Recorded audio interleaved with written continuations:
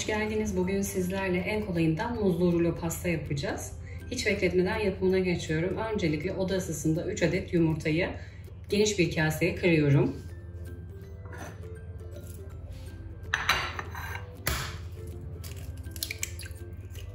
Sarılarını ve beyazlarını hiç ayırmıyorum. O yüzden çok kolay.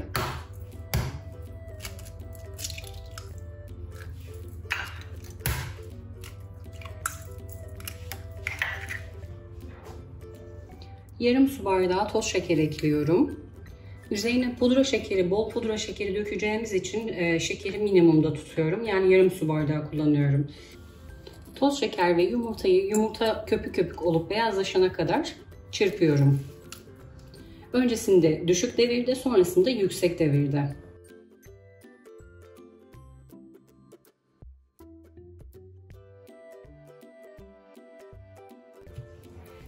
İçerisine 1,5 su bardağı un ekliyorum.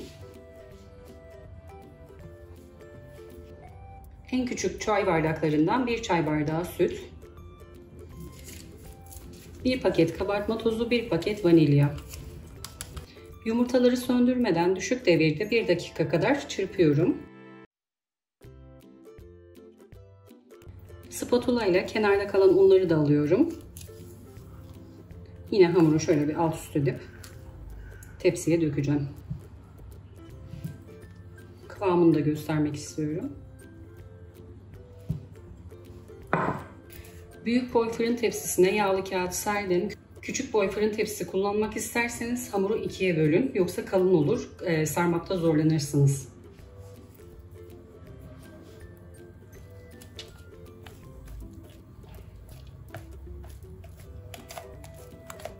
Hamuru her yerine, tepsinin her yerine eşit gelecek şekilde yayıyorum. Çok ince bir katman oluyor.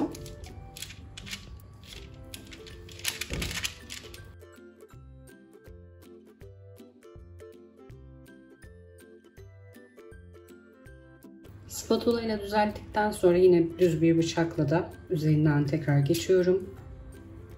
Tepsiye 1-2 defa tezgaha vuruyorum ki içindeki hava çıksın. Önceden ısıttığım alt üst ayarlı 180 derecelik fırında pişirmeye gönderiyorum. Çok ince olduğu için çok çabuk pişecektir. Mutlaka kontrollü bir şekilde pişirin.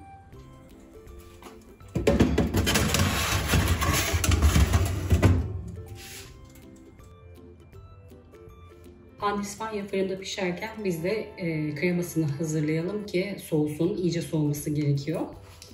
Küçük bir tencereye 2,5 su bardağı süt ekliyorum.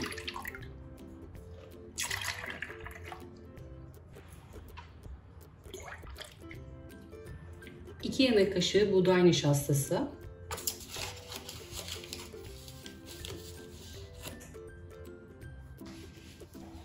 2 yemek kaşığı un.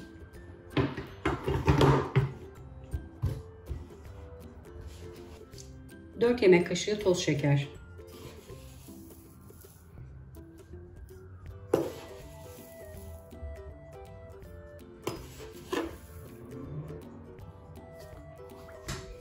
Bir adet yumurta kırıyorum. Ocağa almadan önce iyice çırpıyorum. Hem yumurta hem de unlar güzel karışsın. Ocağa almadan önce yumurtayı iyice çırpmazsak ocağa aldığımızda ısıyla birlikte yumurta içerisinde parça parça olacaktır. O yüzden ocağa almadan önce iyice çırpmamız gerekiyor. Bu noktayı hiçbir zaman atlamayın. Ocağa aldım, yüksek ateşte karıştırmayı hiç bırakmadan pişiriyorum. Bir yandan da gözüm fırında. Pandispanya çabuk pişecektir.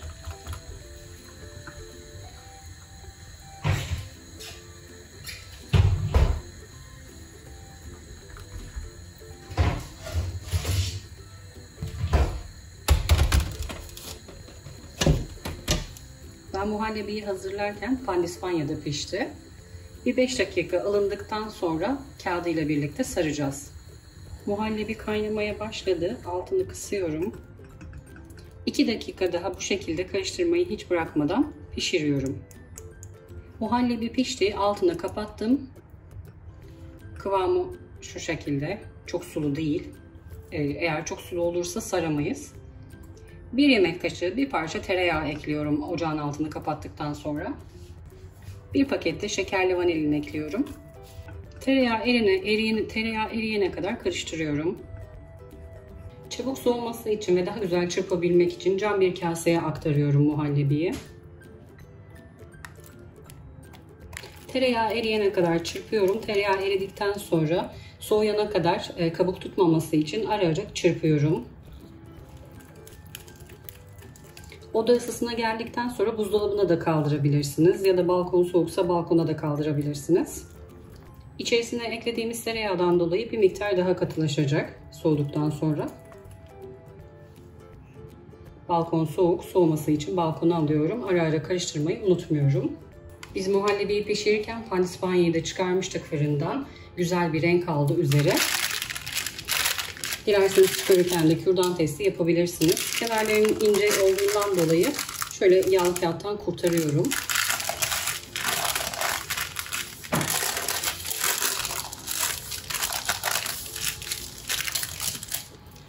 Geniş yerinden değil, dar kısmından rulo şeklinde sarıyorum.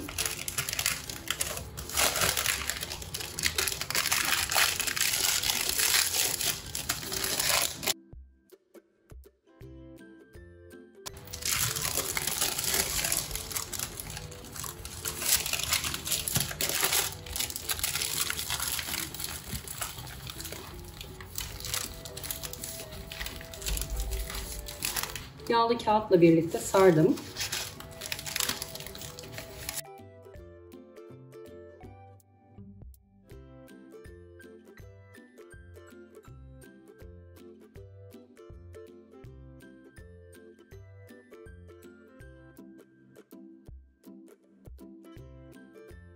Sonrasında daha rahat sarabilmek için, biraz da nemlenmesi için mutfak havlusuna sardım. Bu şekilde soğuyana kadar bekleyecek. En az yarım saat kadar.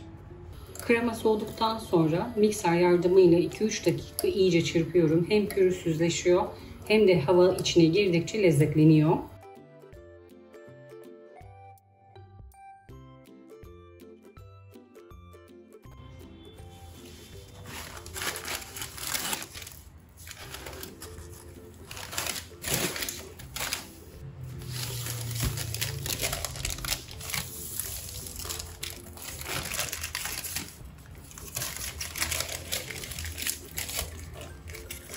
Pandispanya soğudu. Kağıdından çıkarıyorum. Şöyle kağıdından kurtarıyorum ki sonrasında sıkıntı yaşamayayım.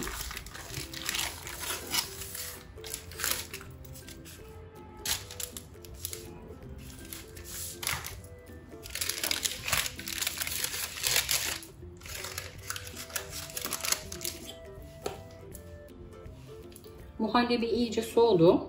Dilerseniz buzdolabında da birkaç saat bekletebilirsiniz.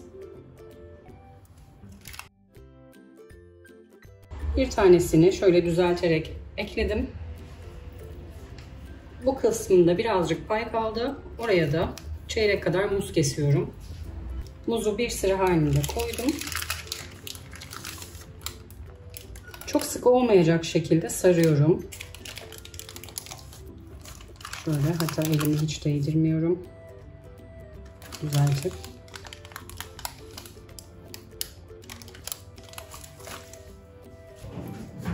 Muhallebisi biraz fazla geldi. Taşıyor. O yüzden 2-3 kaşık kadarını alıyorum ucundan.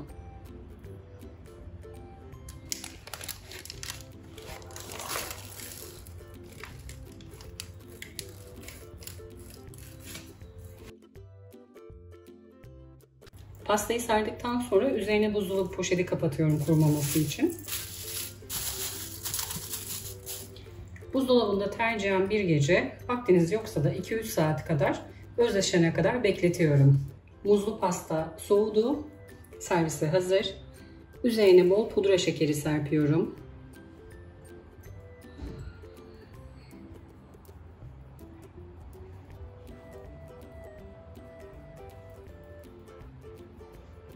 Püf noktalarıyla muzlu pasta yapılışını adım adım gösterdim. İç dokusunu da göstermek istiyorum. Sizler için bir dilim kestim.